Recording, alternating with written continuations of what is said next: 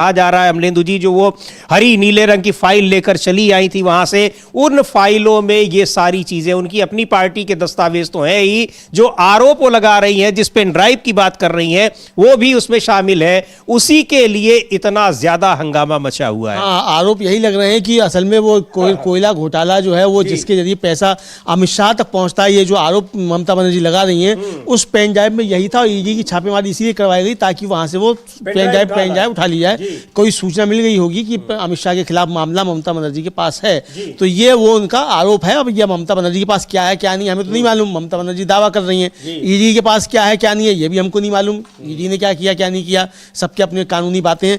लेकिन कल जब सुनवाई नहीं हो पाई ईडी की उस पे, तो ईडी ने वहां के हाई कोर्ट के चीफ जस्टिस को एक पत्र लिखा।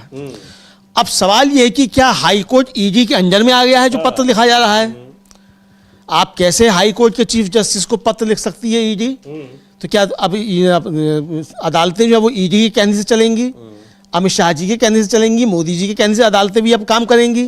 क्या ये है? इसको लेकर सवाल उठ रहे हैं। और ये सवाल उठाया है कल्याण बनर्जी जो सांसद हैं टीएमसी के, उनका साफ तौर पे समीर जी कहना है कि ये एक जुडिशियल ऑर्डर था और जुडिशियल ऑर्डर को आप एडमिनिस्ट्रेटिव पत्र लिखकर आप उसको नहीं बदलवा सकते।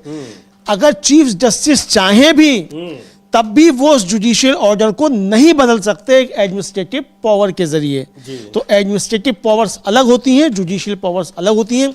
जुडिशियल पावर्स में एडमिनिस्ट्रेटिव पावर्स दखल नहीं दे सकती। इसमें मोदी जी, शाह जी और ईडी साहब इसमें दखल नहीं दे सकते। बिल्कुल। और कोई डिमांड की जाती है तो उसकी एक प्रोसीजर होता है, तरीका होता है। चिट्ठी लिखकर चीफ जस्टिस से मांग नहीं की जाती है। हालांकि इस पर अगर ये पत्र पहुंचता है चीफ जस्टिस के पास तो उनको खुद आपत्ति जतानी चाहिए और इनको समझाना चाहिए कि ये तरीका नहीं होता है। लेकिन कल्याण बनर्जी ने बहुत से सवाल उठाए हैं और हम उस प्रदर्शन को भी देखेंगे जो कल वहां पर जाधवपुर में हुआ है ममता बनर्जी के नेतृत्व में। और यहां जिस तरीके से संसद में या गृह मंत्रालय के बाहर कल सांसदों का प्रदर्शन था, टीएमसी कार्यकर्ताओं का, वो हम लोगों ने दिखाया ही था। इस प्रदर्शन को भी देखेंगे। पहले कल्याण बनर्जी को सुनते हैं, ईडी के पत्र पर उन्होंने क्या कहा है।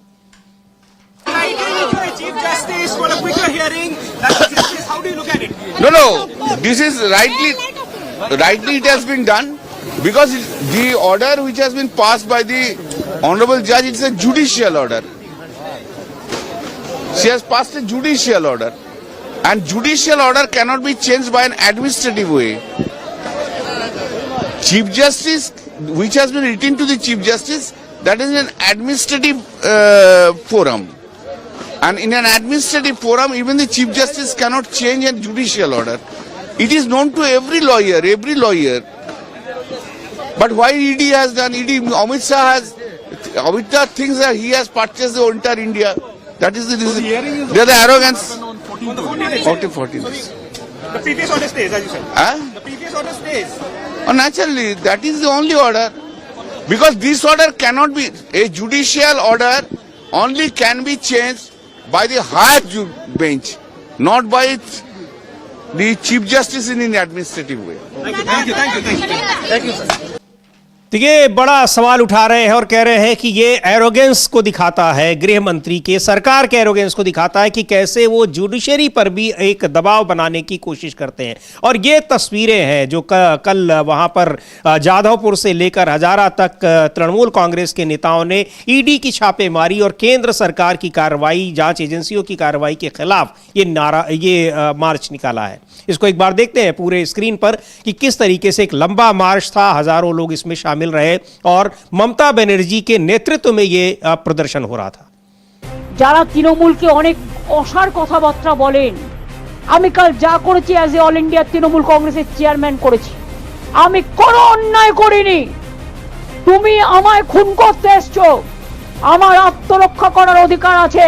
তুমি আমার বিএলএ 1 এর ঠিকানা, বিএলএ 2 ঠিকানা, সাধারণ মানুষের দরখাস্ত তুমি और तृणमूल कांग्रेस ने एक ट्वीट भी किया है और लिखा है कि कल जाधवपुर से हाजरा तक हमारी माननीय चेयरपर्सन ममता बनर्जी के नेतृत्व में हुआ ये मार्च ये साबित करता है कि बंगाल के लोग चुनाव आयोग की राजनीति का विरोध ई स्क्वायर का विरोध कर रहे हैं। इसका मतलब यह है कि ईडी और इलेक्शन कमीशन ईडी और इलेक्शन कमीशन का विरोध कर रहे हैं, जहां ईडी और चुनाव आयोग दोनों का दुरुपयोग करके बांग्ला विरोधी भाजपा का विरोध करने वाली आवाजों को दबाया जा रहा है। जो लोग केंद्रीय एजेंसियों का इस्तेमाल करके असहमति की आवाज को दबाना चाहते हैं, उन्हें आम नागरिकों की इस भारी भागीदारी को अपनी आने वाली हार का साफ संकेत समझना चाहिए।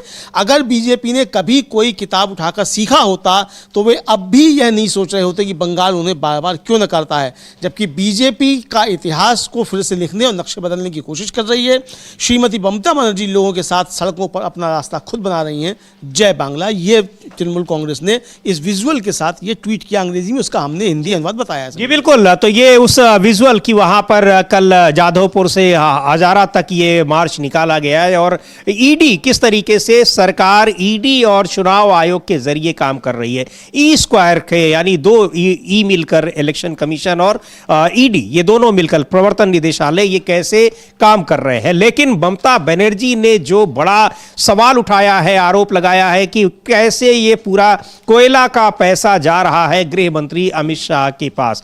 अभी तक इतना बड़ा आरोप और बिल्कुल नाम लेकर मुझे नहीं लगता कि किसी दूसरे बड़े नेता ने अमित शाह के ऊपर ऐसे लगाया हो। हाँ, किसी ने नहीं लगाया है इस तरीके का आरोप, और सीधे सीधे वो तो मतलब आरोप इतना गंभीर आरोप कि कोयला की दलाली का सारे सबूत मेरे पास है, सारे सबूत है पेन ड्राइव में, और मैं देश के लिए खामोश हूँ। ज्यादा परेशान करोगे तो उसे ओपन कर दूंगी। तो अब ये इसीलिए कल काफी ज्यादा हलचल जो थी वो गृह मंत्रालय में देखी गई समीर जी, और जो टीएमसी के सांसदों को गिरफ्तार करवाया गया और जिस तरीके से डंडाडोली करके उठाया गया, और ये साफ समझ में आता है कि इसका मतलब कि अंदर तक सत्ता प्रतिष्ठान में जो है वो हलचल मच गई ममता के इस आरोप के बाद कि पेन ड्राइव में सब कुछ हो। ये पेन ड्राइव लेने के लिए ही था वो ईडी की छापेमारी करवाई गई, चूंकि इसमें सारे सबूत थे।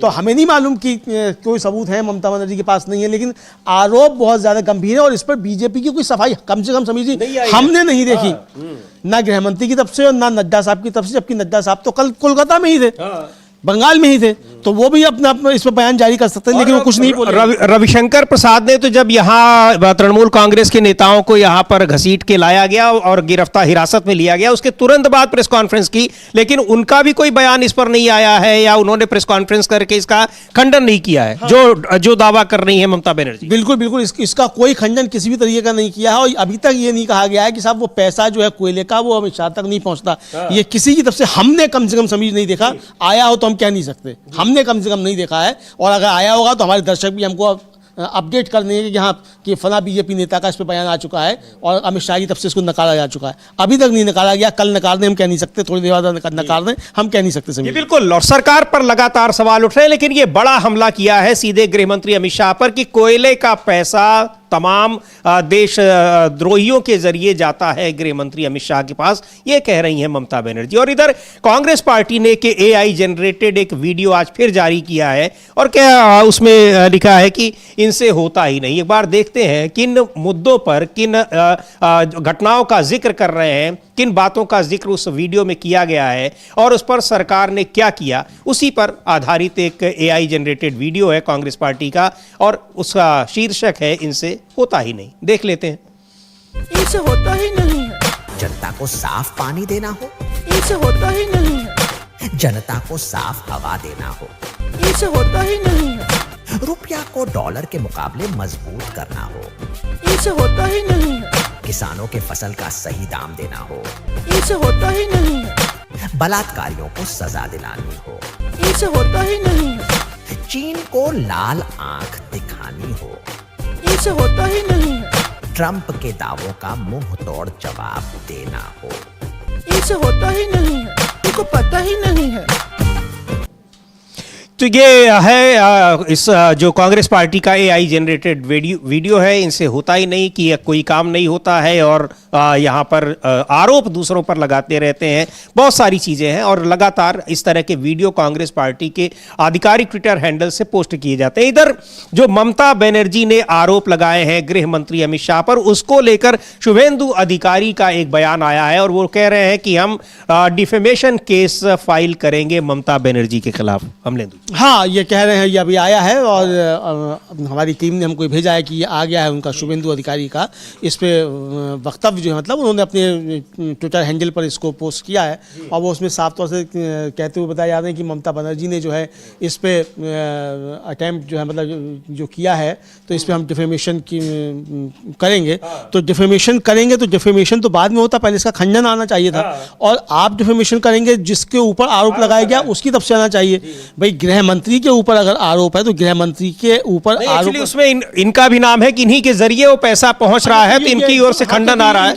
इनकी ओर से खंडन है, फिर ये इस मतलब इनकी ओर से खंडन है। ये अपनी तरफ से करेंगे, ये मतलब अमित शाह की तरफ से नहीं करेंगे। हाँ, तो अमित शाह के मामले में हम लोग ठीक है, मतलब कि उनकी तरफ से नहीं आया है। तो ये अब डिफेमेशन केस करेंगे, लेकिन अब इनका डिफेमेशन केस जाएगा तो जाहिर सी बात है कि कोर्ट में फिर ममता बनर्जी का पेन ड्राइव भी जाएगा और उसमें फिर दूध का दूध पानी का पानी होगा, क्या होगा। लेकिन जो बड़ा आरोप लगाया है और कहा ये ममता बनर्जी ने कि ज्यादा परेशान मत करिए, नहीं तो फिर ये सारी चीजें ये पब्लिक डोमेन में आ जाएंगी। तो देखते हैं क्या कुछ होता है, लेकिन घेरे नजर आ रहे हैं और जिस तरह से कल गृह मंत्रालय हलचल में दिखाई पड़ रहा था, उससे ये साफ साबित हो रहा है कि निश्चित तौर पर जो दस्तावेज ममता बनर्जी वहां से उठाकर लाई है, जिस पेन ड्राइव की बात कर रही हैं, उस पेन ड्राइव में बहुत कुछ है। अगर वो आता है बाहर तो क्या कुछ उसमें हलचल मचेगी वो साफ दिखाई पड़ रहा है और वो हलचल दिख भी रही है। इधर अखिलेश यादव ने एक ट्वीट किया है वहां आशा वर्कर्स को लेकर और उनका आशा वर्कर्स के साथ किस तरीके से अन्याय हो रहा है,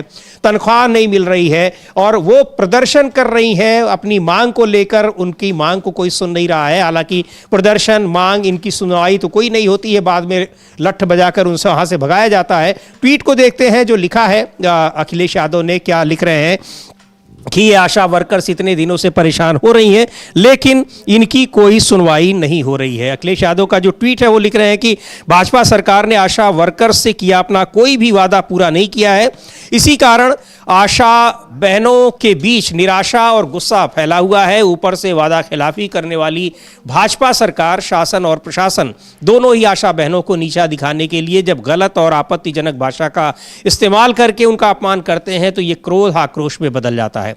जब भाजपाई कहते हैं कि आशा वर्कर अपने पतियों को बैठाकर खिलाती हैं तो इसका मतलब है कि भाजपा के राज में बेकारी, बेरोजगारी इतनी ज्यादा है कि आशा वर्करों के घर परिवार में बेरोजगारी की वजह से कोई काम करने वाला नहीं है। ये उन्होंने ट्वीट किया है और बहुत सारे मसलों पर वहाँ बहुत जो तमाम वर्कर्स हैं, अलग अलग क्लास के वर्कर्स हैं, अलग अलग प्रोफेशन के हैं, उनकी इस तरह की मांग को लेकर प्रदर्शन होते रहते हैं क्योंकि बहुत सारे जो छोटे लेवल की नौकरियां हैं वो तो सब ठेके पर ही हैं, इसी तरह से चल रही हैं और उनका शोषण भी होता है, तनख्वाह नहीं मिलती है और कहीं कोई सुनवाई भी नहीं होती। हाँ, छोटी मोटी नौकरियां नहीं समझिए, अब तो बड़ी नौकरियां भी जो है कॉन्ट्रैक्ट पे हैं।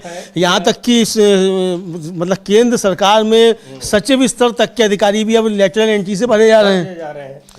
तो सब कुछ प्राइवेट हुआ जा रहा है। मतलब आप अडानी अंबानी के नौकर रहिए तो आप बिना परीक्षा दिए आप आईएएस भी बन जाएंगे, ये सब चल रहा है। लेकिन चलिए आईएएस बन जाए कोई, ठीक है भाई, कॉर्पोरेट घरानों के लिए काम करने हैं तो उनकी लॉबी होती है, तो यहाँ लॉबिंग शुरू हो गई है, ठीक है।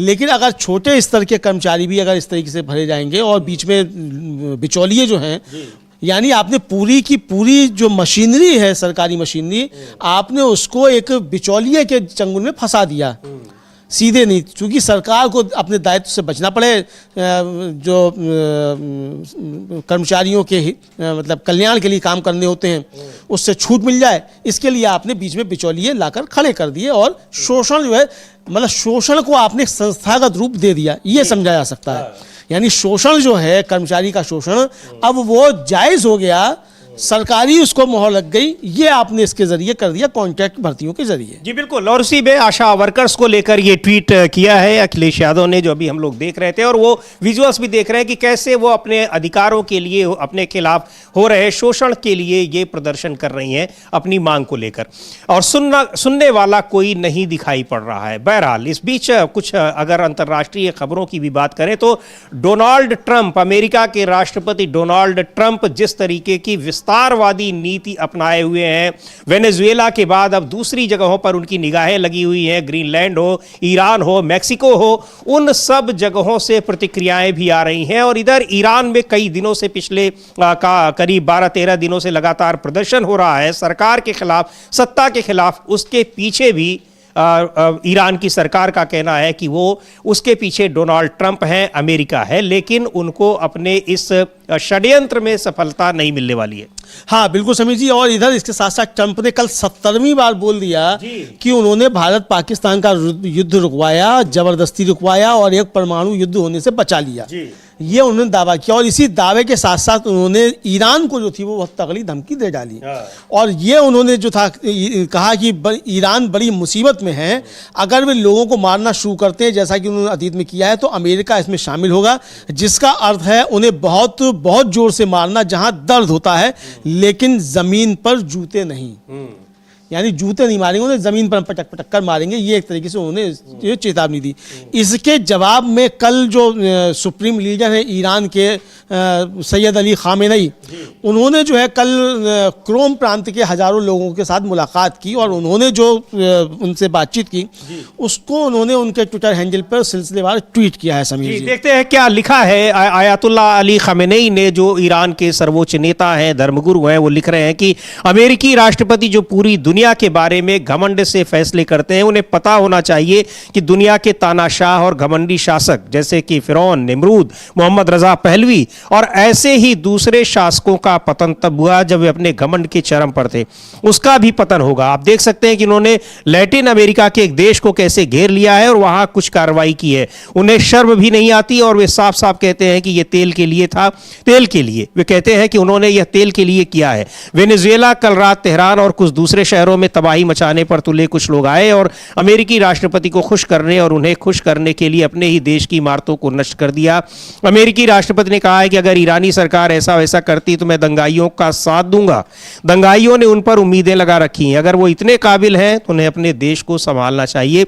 लंबा चौड़ा उन्होंने ट्वीट किया है, लेकिन आखिर में लिख रहे हैं कि आज भी अतीत की तरह अमेरिका ईरान के बारे में अपनी गणना में गलत है। हमारे दुश्मन ईरान को नहीं जानते। अतीत में अमेरिका अपनी खराब योजना के कारण विफल रहा है, आज भी उनकी खराब योजना उन्हें विफल कर देगी। तो जिस तरीके से कई जगहों पर, और सीधे सीधे डोनाल्ड ट्रंप ये बता भी रहे हैं कि वो ये सब क्यों कर रहे हैं। उन्होंने वेनेजुएला के बारे में तो कह दिया कि तेल, और ये भी कह रहे हैं कि अब वो उन्हीं के नियंत्रण में रहेगा, लेकिन वहाँ की जो कार्यवाहक सरकार है वो अभी भी उनको उस तरीके की अनुमति नहीं दे रही है। हाँ, अभी भी वो उसकी अनुमति नहीं दे रही है। वहाँ की जो उपराष्ट्रपति हैं, जो इस समय कार्यवाहक राष्ट्रपति हैं, उन्होंने साफ तौर पर कहा है कि हम अमेरिका के सामने झुकेंगे नहीं, हम कोई वार्ता नहीं करेंगे, ये उन्होंने साफ तौर पर कह दिया है। लेकिन जो खामेनेई ने जो चेतावनी दी है समीर जी, वो काफ़ी ज़्यादा महत्वपूर्ण है। और खामेनेई जो है ट्रंप की आंख में आंख डालकर बात कर रहे हैं, और उन्होंने जो अपने उसमें कहा है, अपने जो कल संबोधन में, और उन्होंने कहा साफ तौर कि 12 दिवसीय युद्ध में हमारे देश के 1000 से ज़्यादा नागरिक शहीद हुए। अमेरिकी राष्ट्रपति ने कहा कि उन्होंने इसका आदेश दिया था, तो उन्होंने कबूल किया कि ईरानियों का खून उनके हाथों पर था। जब वह कह रहे हैं कि वह ईरानी राष्ट्र के साथ हैं, सभी को पता होना चाहिए कि ईरान का इस्लामी गणतंत्र, जो कई लाख सम्मानित लोगों के बलिदान से स्थापित हुआ था, तबाही मचाने वालों को सामने पीछे नहीं हटेगा। ईरानी लोग विदेशी शक्तियों के भाड़े के टट्टुओं को बर्दाश्त नहीं करेंगे। आज ईरानी राष्ट्र उस क्रांति से पहले की तुलना में और भी ज़्यादा सुसज्जित और हथियारों से लैस है। हमारी आध्यात्मिक शक्ति और कठोर पारंपरिक हथियारों की तुलना पहले हमारे पास जो था उससे नहीं की जा सकती। आज भी अतीत की तरह अमेरिका ईरान के बारे में अपनी गणना में गलत है। ये उन्होंने खामेनेई ने स्पष्ट तौर पे अमेरिका को, डोनाल्ड ट्रंप को चेतावनी दी है। और इधर जो 12 दिन के युद्ध की ये बात कर रहे हैं, कैसे अमेरिका इजराइल के साथ और वहाँ ईरान में किस तरीके से अमेरिका भी वहाँ पर साथ में दिखाई पड़ रहा था, लेकिन दोनों को पीछे हटना पड़ा था। हाँ, दोनों को पीछे हटना पड़ा। और समीर जी, पहली बार ये हुआ मुझे लगता है कि इतिहास में बहुत लंबे समय के बाद कि अमेरिका के सैन्य अड्डों पर हमले हुए। जी